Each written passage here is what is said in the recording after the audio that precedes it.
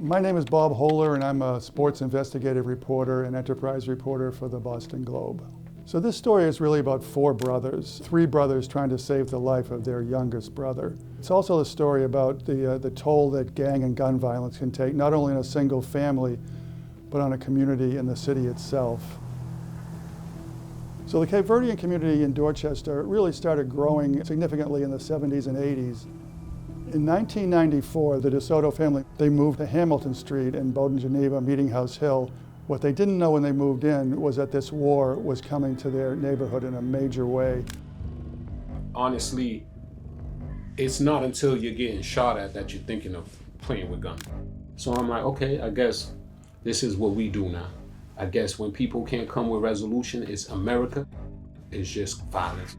And it became a war among them, war between different gangs, different families, different clans, cousins against cousins, cousins killing cousins, childhood friends killing childhood friends.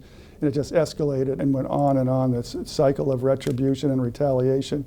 When I first met the DeSoto brothers 15 years ago, the older two, Milton and Mike, were leaders of the Cape Verdean Outlaws. It was one of the most feared gangs in a deadly street war in a section of the city that was menaced by this war for decades. You would hop the fence, shoot at them, or they would hop the fence, shoot at you. Nobody was taking what we call shorts. Nobody wanted to take a loss. They all lived under the same roof with their younger brother, Alex, who was a very promising high school basketball player at the time. The brothers were trying to save Alex, but one night their oldest brother, Louis, was shot and killed in front of their house.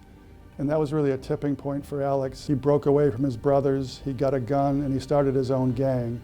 But then one night after practice, he too was murdered. This story is not only about the DeSoto family, it's also about everybody else who was involved in the war, and specifically a woman named Izara Mendez. It was her son, Bobby Mendez, who was murdered in 1995, and his murder began the war. That set it all off, it triggered it. She's really a symbol of peace. They've come together, those two sides, the DeSoto brothers and Izara Mendez now, after all these years, and they're working together for peace, which is just a remarkable story considering all the pain and trauma that they have all gone through.